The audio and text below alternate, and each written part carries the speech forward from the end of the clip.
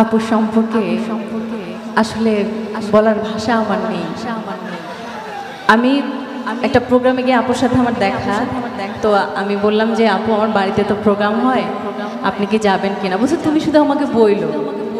আমি সেই সাহস নিয়ে কিছুদিন আগে যখন আমার প্রোগ্রাম মাজারে গেছি, আমি যখন বাড়ি থেকে ঢাকা যাই আমি ওই শাহ আলী বাবার মাজারেই প্রথম যাই, তো সেখান থেকে আমার পথ চলা শুরু। তো মাজারে গেছি, মাজারে গিয়ে আমার এক বড় ভাই স্বপন ভাই উনি বলছে তোমাদের বাড়ি কি মুক্তা সরকার যাবে? তো আমি বললাম যে আমার সাথে তো কথা হয়েছিল অনেক আগে, আমি তো বলতে পারছি না, তো দেখি সাহস নিয়ে আপনি যেহেতু বলছেন আমি বলবো। তখন আমি আপার কাছে সাহস নিয়ে তাও ফোন করি নাই, ফোন করার আমার সাহস হয়নি যাবা যাবে কি যাবে না, কারণ আমি আপার একজন ভক্ত। উনি যেমন দেখতে সুন্দর তেমন তার মনটা সুন্দর, তেমন সে গান গায় সুন্দর, মানে তার মতো মানুষ আসলে হয় না। তো আমি তারপরও তার মেসেঞ্জারে আমি হাই হ্যালো দিয়ে বললাম যে আপু আমার বাড়িতে প্রোগ্রাম, আমার বলার সাহস নেই, তবে আপনি কি যাবেন? তখন উনি বলল যে যাবো না কেন, আমি যাব।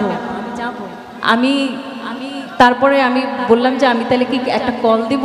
তো বলল যে আচ্ছা ঠিক আছে আমি কল দিব। পরে উনি নিজে আমাকে ফোন দিয়েছে, ফোন দেওয়ার পরে তো আমি বলছে যে আমি যাব। আমি তখন যে কি খুশি, উনি বলল না আসলে খুশি, এটা একটা কি যে একটা পাওয়া আমার জন্য, আমি হয়তোবা পূর্ব স্বীকৃতি ছাড়া এটা আসলেই সম্ভব না। আমার জীবনে হয়তোবা এমন কিছু আমি করেছিলাম বা এমন কোনো কিছু পুণ্যের ফলে আজকে আপনারা আমাকে এত ভালোবাসেন, আর যার কারণে আপনি এসেছেন।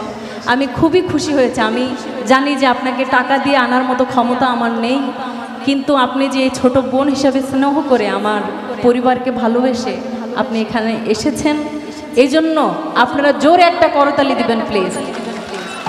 আপনারা কি খুশি হননি? খুশি হয়েছেন? তো আমার আপার জন্য দোয়া করবেন। আর যার গানটি গাইলেন আপা, শ্রদ্ধেয় আলে আম্মা, ওনার গান দিয়ে আমারও জীবন শুরু। আলে আম্মা একটু অসুস্থ, তার জন্য আপনারা একটু দোয়া করবেন। আর আমার বাবার জন্য দোয়া করবেন, আমার বাবা আত্মায় যেন শান্তি পায়। আমার বাবা যেখানেই থাকুক মহান আল্লাহ পাক যেন তাকে ভালো রাখেন। আর প্রতি বছরে যেন এরকম আপনাদের মিলন মেলায় একত্রিত হতে পারি আমরা সবাই মিলে। এই জন্য আপনারা এইভাবে আমাকে সহযোগিতা করবেন। আর এখানে উপস্থিত আছেন আমাদের থানার ওসি স্যার, স্যারকে একটু রিকোয়েস্ট করবো স্যার আপনি যদি একটু স্টেজে আসতেন, এসে দুইটা কথা বলতেন। আমি সময় আমার হয়নি, আমার এর মধ্যে বাইরে যাওয়ার জন্য আমি খুব ব্যস্ত ছিলাম, যার কারণে আমি নিজে কোথাও যেতেও পারিনি। কিন্তু আমি আমাদের থানায় গেছি, যাওয়ার পরে স্যার খুব আন্তরিকতার সাথে আমার সাথে কথা বলেছেন। আর স্যার এখানে এসেছেন এত রাতেও, স্যার বসে আছেন, আমি এই জন্য স্যারের কাছে কৃতজ্ঞতা প্রকাশ করছি। স্যার একটু এসে একটা মিনিট একটু কথা বলবেন, তারপর আমরা আপার গান আবার শুনবো। আমার ভাইকে আমি একটা উত্তর দিয়ে বরণ করে নিতে চাই, এবং এরপরে আপার পরে স্যার নাকি আমার একটু গান শুনবে, আমি একটু গাইবো, তারপর আমার ভাই গাইবে।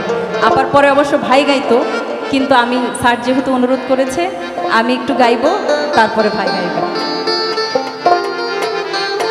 আরেকটা সুসংবাদ, আপা বলেছে তিনি আবার আসবেন, তার জন্য একটা জোরে করতালি হয়ে যাক। Thank you.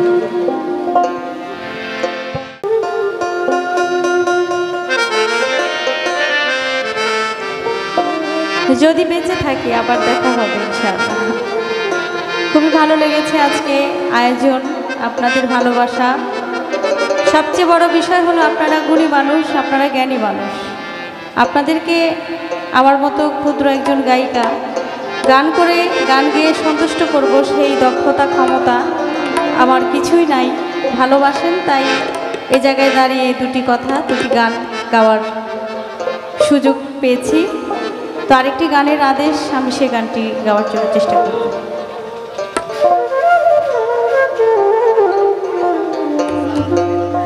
কার প্রেমে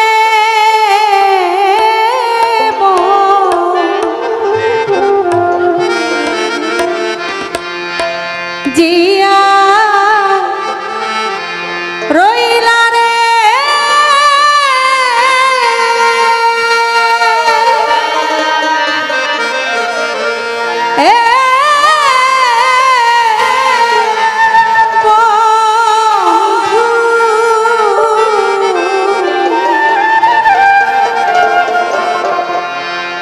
কারে বুকে ঘুমাইলা বন্ধু রে, আমার কথা নাই কি তোমার মনে, আমার কথা নাই কি তোমার মনে, কার প্রেমে দিয়া রইলা রে,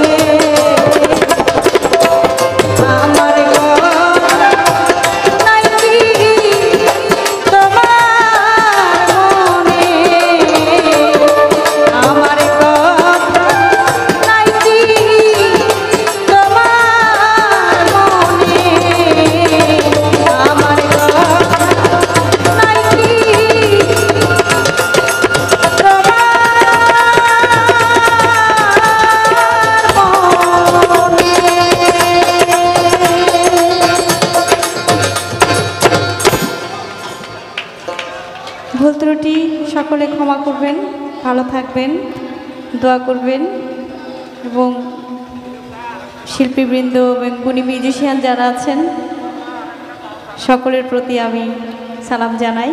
আসসালামু আলাইকুম। মানুষের বিনয়